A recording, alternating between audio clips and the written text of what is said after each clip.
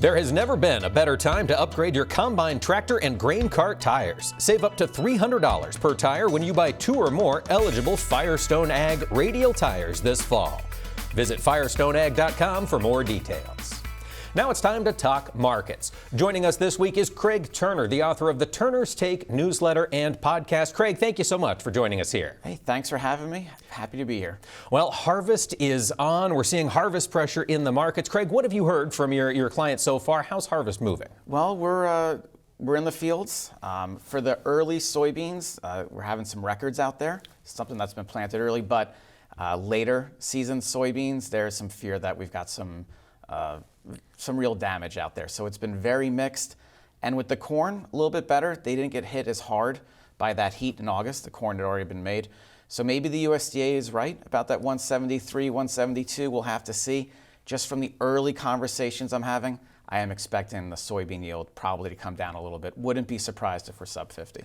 Craig, as we think of other issues that are impacting growers this time of year, one thing I've seen a lot of is concerns about the river system. Low water levels on the Ohio, the Mississippi. Are we seeing that backup basis at all up and down the rivers? Yeah, you're starting to see part of that. And what's interesting too, not only is that happening, but the farmers, they just don't want to sell. They're going to want to store everything they possibly can because of that basis also. All right, Craig. One of the other things we're seeing right there across the market is a rise in the price of energy. Crude oil up big since earlier this summer. Is that helping to pull ethanol demand higher? We're really hoping it does. We haven't seen the evidence of it yet, but what we are seeing is the days of supply for crude hit 3-year lows.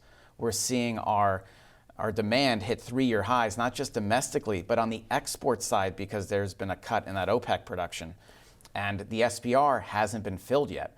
So while we've seen crude oil rally almost 20-25%, the ethanol's been lagging behind. But we're getting to a point here where there's like expectations of a spillover into ethanol.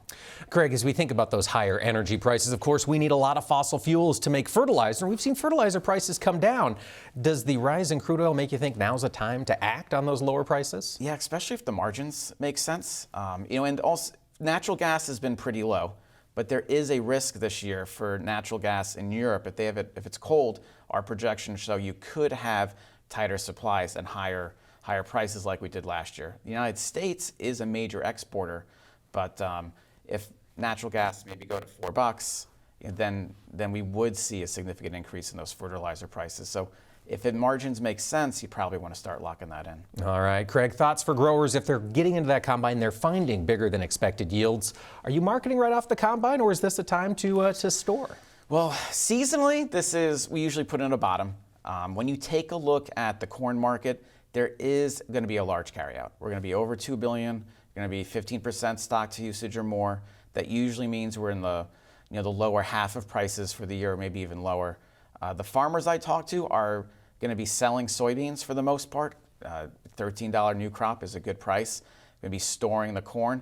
And when you take a look at the price trends in South America and here in the United States, there is an expectation of lower corn acres in South America and the United States next year.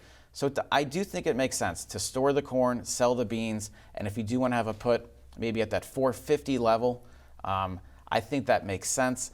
The big question we all have about corn is that, what's the new low? If you get stocks at 2 billion, the old lows used to be 350, 330. That was before COVID and all this inflation.